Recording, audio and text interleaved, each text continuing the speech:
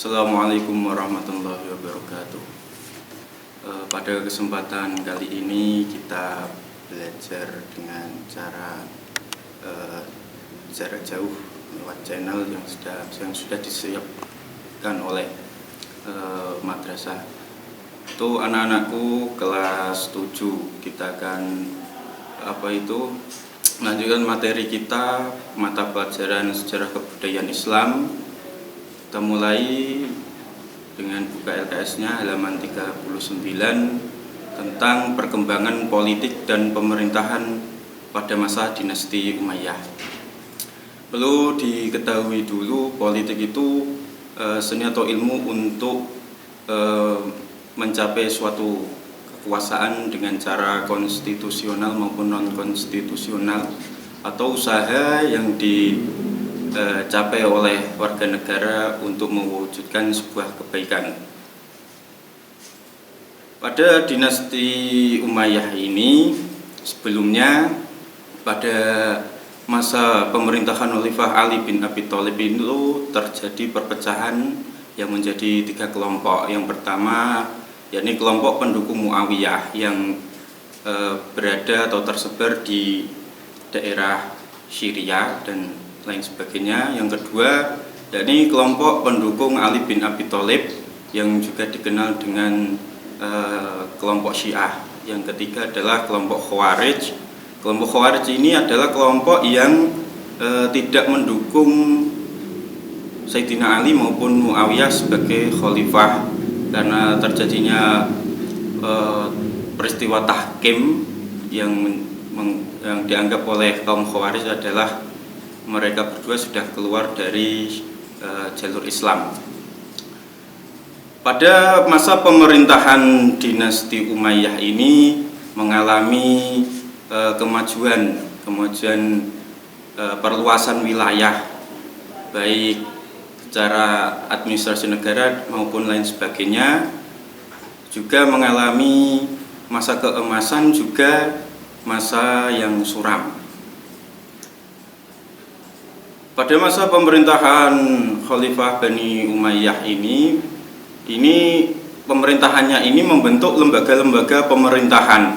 Yang pertama, lembaga politik An-Nizam As-Siyasi, lembaga yang menaungi tentang hal-hal politik. Kalau di Indonesia itu disebut atau dinaungi oleh kementerian-kementerian. Lembaga politik yakni Kemenpolhukam yang dipimpin oleh Profesor Mahfud MD yang sekarang. Yang kedua, lembaga keuangan yang menaungi tentang keuangan negara, An-Nizam Al-Mali. Yang ketiga, lembaga tata usaha negara, atau kalau di Indonesia ya Kementerian Sekretaris Negara. Keempat, lembaga kehakiman yang menaungi tentang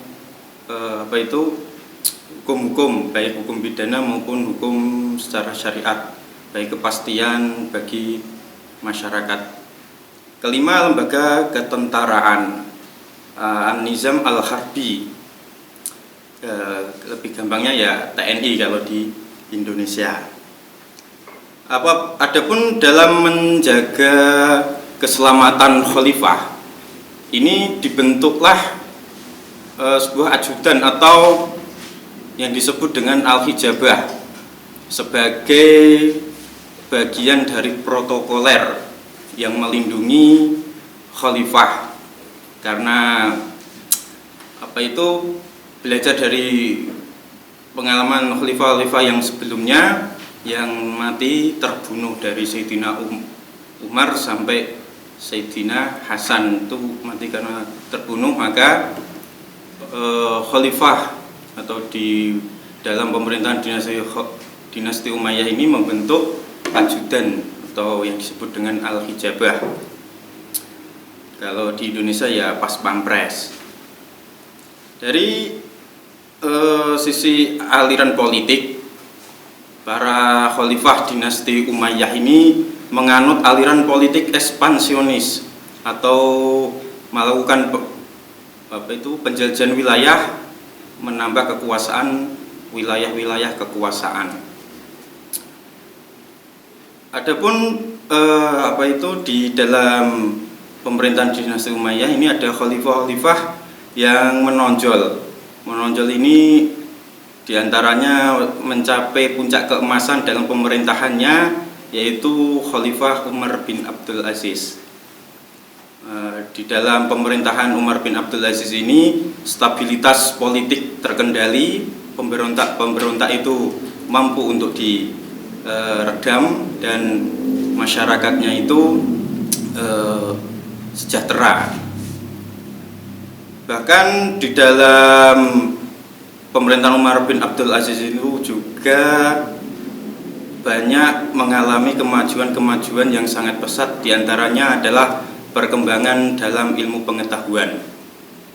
Di antaranya yakni ada di bidang ilmu hadis yang pada masa Rasulullah itu tidak pernah ditulis karena takut tercampur dengan ayat-ayat Al-Quran. Maka pada masa dinasti Umayyah ini, lebih khususnya dalam pemerintahan Khalifah Umar bin Abdul Aziz, ilmu hadis atau ayat hadis ini mulai dibukukan.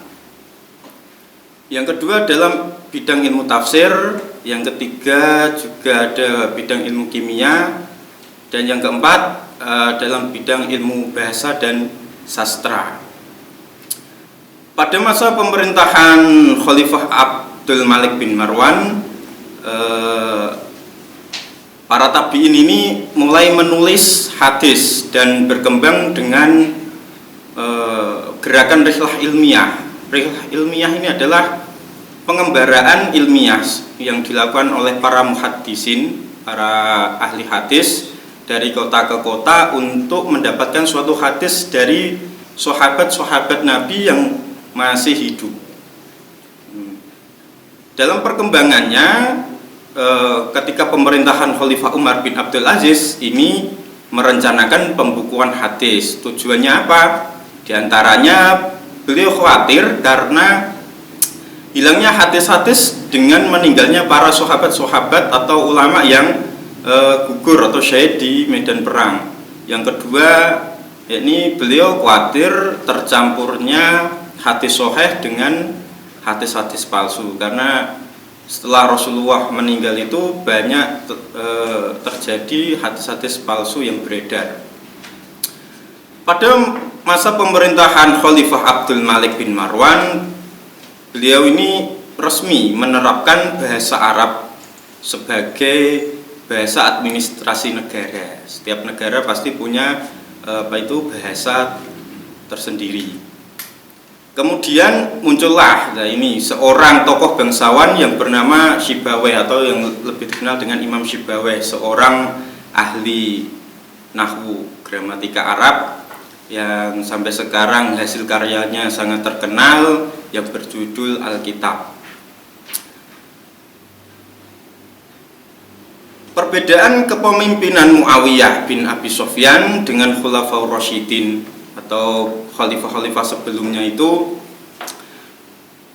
terjadi pada perubahan sistem pemerintahan, yang awalnya ketika khalifah dari Abu Bakar sampai Sayyidina Ali ini menerapkan sistem demokratis, lebih mengedepankan musyawarah mufakat. Pada pemerintahan dinasti Umayyah ini menerapkan sistem monarki. Monarki itu ya seperti sistem kerajaan, turun-menurun bagi para pemimpinnya.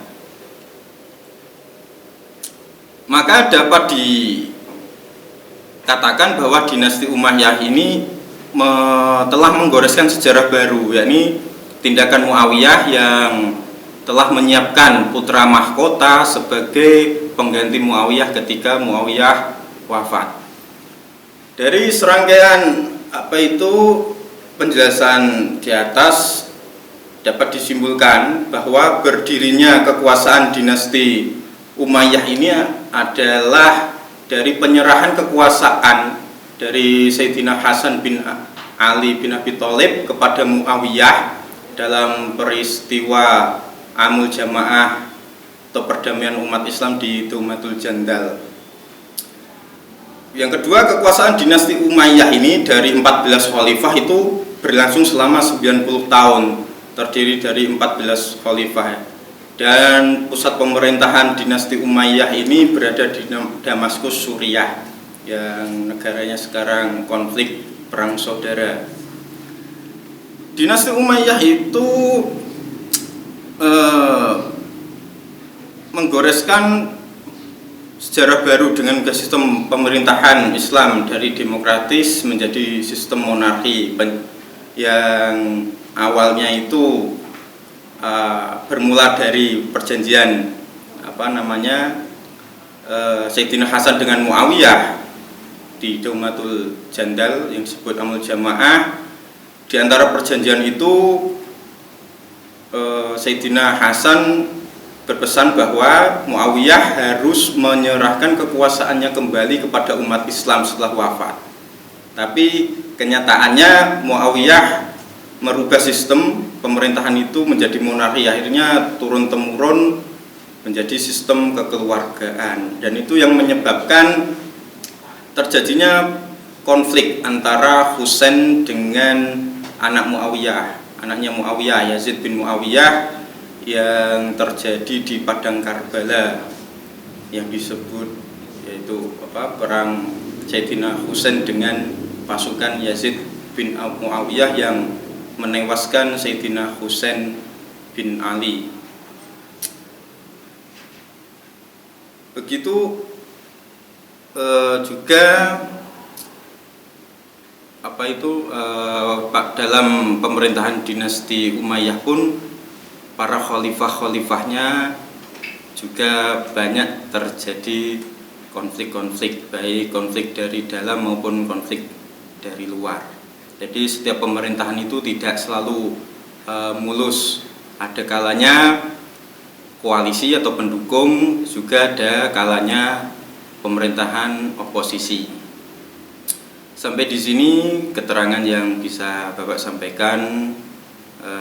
Nanti ada soal yang bisa dikerjakan lewat link yang telah dibagikan.